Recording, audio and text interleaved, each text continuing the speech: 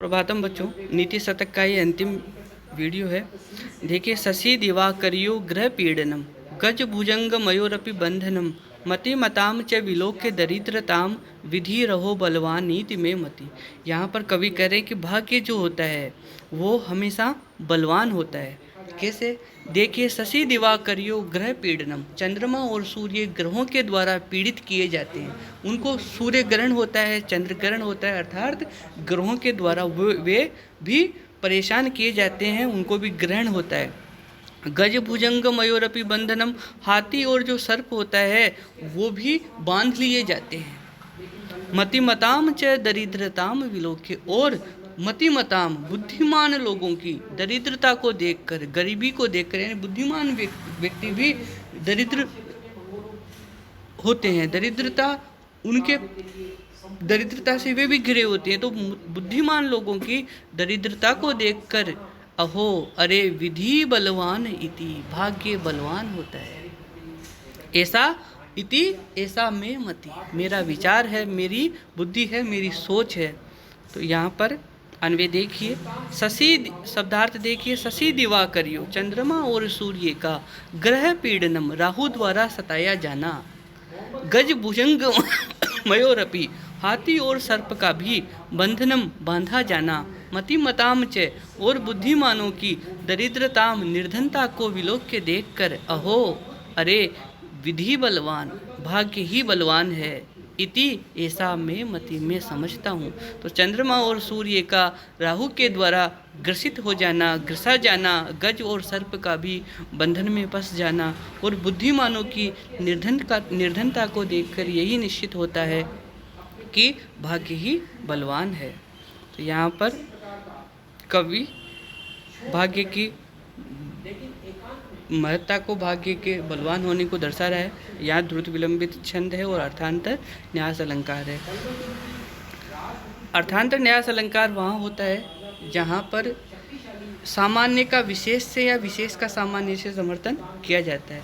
जैसे ऊपर आप यहाँ समझिए, जैसे यहाँ पर आपको बताया गया है कि चंद्रमा और सूर्य भी ग्रसित हो जाता है, और हाथी और सर्प भी बांध लिया जाता है। तो ये जो उदाहरण है ये विशेष उदाहरण है, विशेष व्यक्ति विशेष की ओर इशारा करके आपको समझाया जा रहा है कि विशेष उदाहरण है, और इसका सामान्य से समर्थन किया जा रहा है। सामान्य बात क्या है कि अहो विधि बलवान की, भाग्य ही बलवान होता है, ये सामान्य बात है, और विशेष का सामान्य से यहाँ समर्थन किया जा रहा है। चंद्रमा और सूर्य जैसे तेजस्वियों का भी राहु द्वारा ग्रस्त होना, सर्प और हाथी जैसे भयानक जीवों का बंधन में पड़ना, और बुद्धिमानों का दरिद्र होना यह सिद्ध करता है कि सभी कार्यों के लिए सर्वत्र भाग्य ही बलवान होता है। भाग्य के सम्मुख बल, पौरुष आदि सब व्यर्थ है।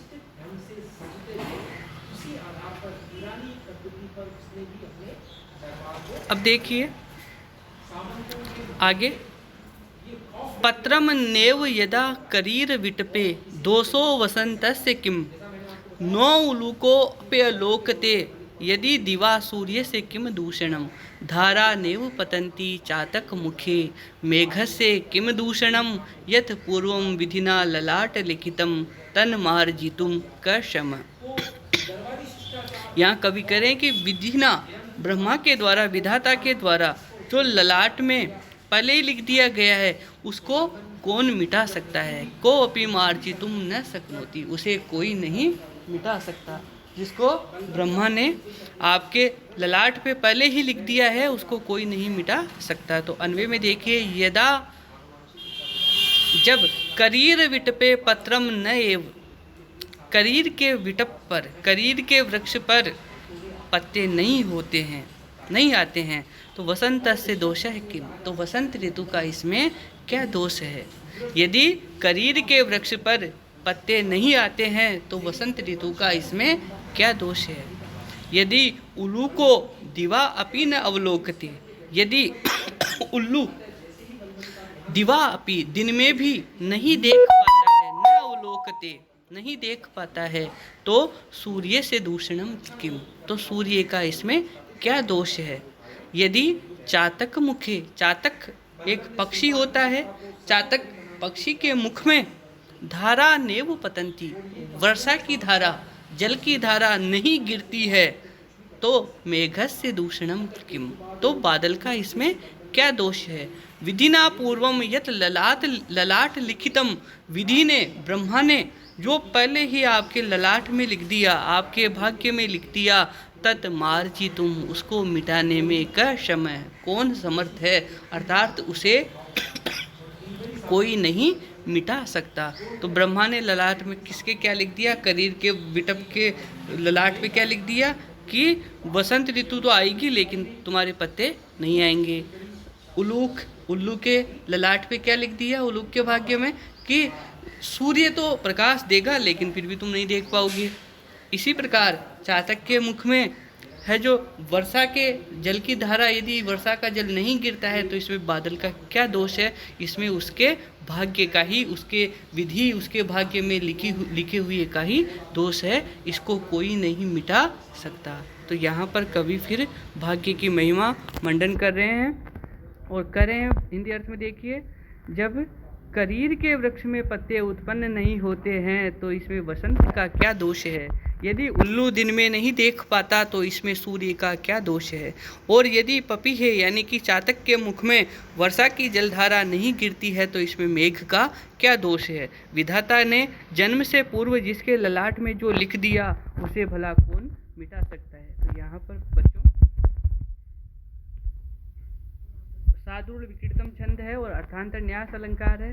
फिर यहाँ अर्थांतर न्यास अलंकार मैंने पहले भी समझाया था कि ऊपर कुछ बातें दी हुई होती है, सामान्य हो चाहे विशेष हो, उसका एक दूसरे से समर्थन किया जाता है, वहाँ अर्थांतर न्यास अलंकार होता है। संसार में चाहे जितना धन वैभव बना रहे परंतु मनुष्य को तो उतना ही मिलेगा जितना कि उसके भाग्य में पहले ही विधाता ने लिख दिया है। बसंत ऋतु में सभी पौधे फलते हैं, फूलते हैं, परंतु करीर पर पत्ते भी नहीं निकलते, तो यह उसके भाग्य का ही दोष है। मेघों के बरसने पर यदि चातक के मुख में जल की बूंदें नहीं पड़ती है तो यह भी चातक के भाग्य का ही दोष है। सूर्य के सर्वत्र प्रकाशित होने पर भी यदि उल्लू को दिन में दिखाई नहीं देता है तो यह भी उसके भाग्य का ही दोष है। इसी प्रकार सब सुख साधनों के रहते हुए भी यदि मनुष्य को सुख नहीं मिलता है तो ये उसके भाग्य का ही दोष है। वस्तुतः भाग्य रेखा अमिट होती है, उसके लिए दूसरों पर दोष लगाना गलत है। आगे देखिए, नेवा आकृति फलती नेव कुलम न शीलम, विद्या अपि नेव च यत्न कृता अपि सेवा, भाग्यानि पूर्व तपसा खलु संचितानि, काले फलन्ति पुरुषस्य यथेव वृक्षा, समय एवं पुरुषस्य भाग्यानि फलन्ति। समय पर ही पुरुष के भाग्य यानी पूर्व संचित जो कर्म के फल होते हैं वे फलते हैं। यहाँ पर कवि ऐसा उपदेश दे रहे हैं कि समय आने पर ही आपका भाग्य फलित होता है। तो पुरुष से आकृति नेव फलती, पुरुष का जो आकृति है, पुरुष का जो रूप है वो फल नहीं फलता है। कुलम नेव, कुल भी नहीं फल देता है। शीलम न, आचरण भी फल नहीं देता है। विद्या अपि नेव, विद्या भी फल नहीं देती है। यत्न कर्ता अपि सेवा चयन, और यत्न पूर्वक की गई सेवा भी फल नहीं देती है। किंतु पूर्व तपसा संचितानि पुरुषस्य भाग्यानि फलन्ति, किंतु पूर्व तपसा, पूर्व में तप द्वारा संचित जो पुरुष के भाग्य होते हैं वो ही फलते हैं। यथा वृक्षा काले एवं फलन्ति, जिस प्रकार वृक्ष जो होते हैं समय आने पर फल देते हैं। तो ये बहुत अच्छा श्लोक है। यहाँ देखिए आप, आकृति यानी मनुष्य का सुंदर रूप, तो मनुष्य का ना तो सुंदर रूप फल देता है, न कुलीनता, न मनुष्य की कुलीनता अर्थात उसका अच्छा कुल फल देता है, न शीलम, न उसका सदा आचरण फल देता है, नेव विद्या, न विद्या फल देती है, न विद्या फल देती है, और न ही प्रयत्न पूर्वक की गई सेवा फल देती है। प्रत्युत तो पूर्व जन्म में संचित पुण्यों द्वारा बना हुआ पुरुष का भाग्य ही वृक्षों के समान समय आने पर फल देता है। तो यहाँ पर कहा गया है कि और सब चीज़ें, इतनी सारी चीज़ें जो है मनुष्य का स्वरूप, उसका कुल, उसका आचरण, उसकी विद्या और उसकी सेवा, ये सभी निष्फल हैं, ये सभी फल नहीं देते हैं। फल कौन देता है? उसका भाग्य। और भाग्य भी कब? जब उसका समय आता है। तो उसके द्वारा संचित पुण्य कर्मों से बना हुआ उसका जो भाग्य है वो समय आने पर फल देता है। तो यहाँ पर वसंत तिल का छंद है और उपमा अलंकार है। जीवन में रूप रंग कुल आचार विचार विद्या सेवा आदि कोई काम नहीं आते हैं। जैसे वृक्ष अपने समय से फलते हैं, उसी तरह मनुष्य का स्वकीय तपस्याओं का एकत्र पुण्य समय आने पर फल देता है। अब फिर देखिए आगे 97।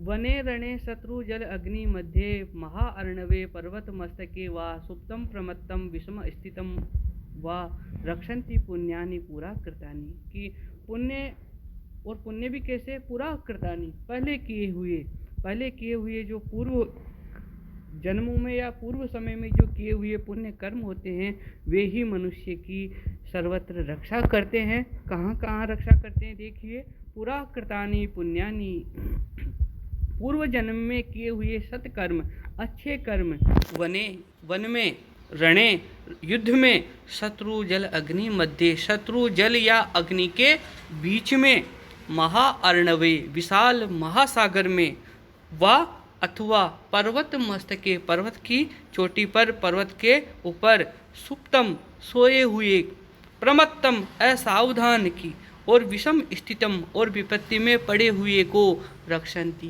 बचा लेते हैं। तो पहले पूरा समय में, प्राचीन समय में, पूर्व काल में किए हुए मनुष्य के अच्छे कर्म वन में, रण में, शत्रु जल और अग्नि के मध्य में, महासागर में, अथवा पर्वत की चोटी पर सोए हुए, अथवा असावधान स्थिति में, अथवा संकट के समय में रक्षा करते हैं, उसे बचा लेते हैं। हिंदी अर्थ देखिए, पूर्व जन्मों में किए गए सत्कर्म ही वन में, संग्राम भूमि में, शत्रु जल और आग के मध्य में, महासागर में, अथवा पर्वत के शिखर पर, सुप्ता अवस्था में, प्रमाद की दशा में, अथवा आपदग्रस्त होने पर मनुष्य की रक्षा करते हैं। अर्थात मनुष्य के सर्वोत्कर्ष सहायक उसके अपने पूर्वकृत सत्कर्म ही होते हैं। अतः मनुष्य को शुभ कर्म हमेशा करते रहना चाहिए। यहाँ पर देखिए, उपजाति छंद है और दीपक अलंकार है। पूर्व जन्मकृत पुण्य मनुष्य की सर्वत्र रक्षा करते हैं, चाहे वह जंगल में रहे, चाहे संग्राम भूमि में हो, या शत्रुओं के बीच में फंस गया हो, अथवा जल में डूब रहा हो, या फिर वो अग्नि के बीच में पड़ गया हो, चाहे वह महासागर में हो अथवा पर्वत के चोटी पर ही क्यों न हो, चाहे किसी भी अवस्था में हो, सर्वत्र उसके पुण्य कर्म ही उसकी रक्षा करते हैं। इसलिए मनुष्य को पुण्य अर्जन के लिए हमेशा प्रयत्नरत रहना चाहिए, उसे पुण्य कर्म करते रहना चाहिए। तो आगे देखिए, श्लोक संख्या 103। श्लोक संख्या 103 में को लाभो गुणि संगम किम सुखम प्रागेतरै संगति कहानि समयच्युति निपुणता का धर्म तत्वेरति कैसूरो विजितेन्द्रियः प्रियतमा का अनुव्रतां किं धनम् विद्या किं सुखम प्रवास गमनम राज्यम किमाज्ञा फलम। यहाँ पर कवि प्रश्न उत्तर के माध्यम से यथार्थ का निरूपण कर रहा है, सत्य का निरूपण कर रहा है कि यथार्थ क्या है। देखिए, लाभ है क्या, लाभ क्या इस संसार में, लाभ क्या है? तो कवि कह रहे हैं इसी में लाभ है क्या, गुणी संगम है, गुणवान व्यक्तियों का संग, गुणवानों का समागम, गुणवान व्यक्तियों का साथ, यही लाभ है। असुखम किम, असुखम अर्थात दुख, दुख क्या है? प्राज्ञैतरै संगति, प्राज्ञैतरै मूर्खों का संगत, मूर्खों की संगति यही दुख है। तो लाभ क्या है? गुणीजनों की संगति। और असुखम किम, दुख क्या है? मूर्खों की संगति। हानि का समय च्युति, यदि समय आपने व्यर्थ समय बिता दिया, आपका समय चूक गया, व्यर्थ समय बिता दिया तो आपकी हानि हो गई। तो हानि क्या है? व्यर्थ समय बिताना। निपुणता का, निपुणता क्या है? कुशलता क्या है? धर्म तत्वे रति, धर्म के रहस्य में अनुराग रखना। सूरा का, सूरवीर कौन है? विजितेंद्रिय, यानी इंद्रियों को जिसने अपने वश में कर लिया, जिसने अपनी सभी इंद्रियों को जीत लिया, वही सूर है। प्रियतमा का, अत्यंत प्रिया पत्नी कौन है?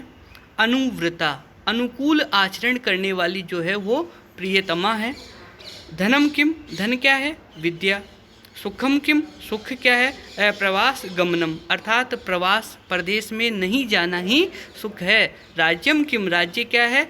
आज्ञा का पालन होना। आज्ञा फलम, आज्ञा का पालन होना ही राज्य है। तो इस संसार में लाभ क्या है? गुणवान मनुष्य का साथ। दुख क्या है? मूर्खों का सहवास। हानि क्या है? समय की हानि। चतुरता क्या है? धर्म के रहस्य में अनुराग। सूर कौन है? सभी इंद्रियों को जीतने वाला। और सर्वाधिक प्रिय कौन है? अनुकूल आचरण करने वाली पत्नी। धन क्या है? विद्या। सुख क्या है? विदेश में नहीं जाना। और राज्य क्या है? आदेश की सफलता। तो यहाँ पर सादुर्ल विक्रीडितम छंद है और परिसंख्या अलंकार है। तो देखिए कवि ने इस श्लोक में सुख दुख आदि के वास्तविक स्वरूप को स्पष्ट किया है। वस्तुतः गुणवानों की संगति, अच्छे लोगों की संगति ही सबसे बड़ा लाभ है। मूर्खों का संसर्ग, मूर्खों का सहवास, मूर्खों के साथ रहना ही सबसे बड़ा दुख है। समय का दुरुपयोग सबसे बड़ी हानि है। इंद्रियों को जीतकर वश में करना ही सूरता है। ज्ञान ही सर्वश्रेष्ठ धन है। प्रवास में न रहना ही सबसे बड़ा सुख है। इसी प्रकार सुख दुखादि के विभिन्न स्वरूप है, जिन्हें समझकर ही व्यक्ति को व्यवहार करना चाहिए। इनकी वास्तविकता समझने पर मनुष्य अपना जीवन सफल बना लेता है। तो ये आज नीति शतक अपनी संपूर्ण हुई। नीति शतक में आपके इसके बाद में एक PDF डालूंगा। PDF में आपके छोटे छोटे जो क्वेश्चन होते हैं कि 2 तरह के प्रश्न आते हैं। मैंने पहले वीडियो में भी बताया था आपको कि इसमें आपके 2 तरह के प्रश्न आएंगे। पहला प्रश्न जो होगा उसमें आपके 4 श्लोक दिए हुए होंगे। 4 में से आपको 2 श्लोकों की हिंदी में व्याख्या करनी है। व्याख्या में आपको प्रसंग लिखना है, उसका हिंदी अर्थ लिखते हुए उसकी व्याख्या करनी है और टिप्पणी लिखनी है। ये आपको व्याख्या में करना है। व्याख्या 4 में से 2 ही श्लोकों की करनी है। इसके अलावा छोटे छोटे 8 प्रश्न आएंगे, संस्कृत भाषा में दिए हुए होंगे। उनके उत्तर आपको एक शब्द में या एक लाइन में संस्कृत में ही देने हैं, हिंदी में भी दे सकते हो। उसमें लिखा हुआ होगा प्रश्न के ऊपर कि इसका उत्तर आपको हिंदी में देना है अथवा संस्कृत में देना है। यदि संस्कृत में लिखा हो तो संस्कृत में ही देना है, यदि कुछ नहीं लिखा हो तो उसका उत्तर आपको हिंदी में देना है। तो यहाँ पर आप इस अंतिम वीडियो के बाद में मैं एक PDF डालूंगा, उसमें आपके नीति शतक के जो छोटे छोटे प्रश्न, किस तरह के प्रश्न बनते हैं और उनके आंसर आपको कैसे देने हैं वो मैं डालूंगा। उसको आपको लिखना है अपने नोटबुक में और उनको आपको याद भी करना है। उसके बाद अपना ये जो नीति शतक जो अपनी पुस्तक है ये समाप्त हो जाएगी। धन्यवाद।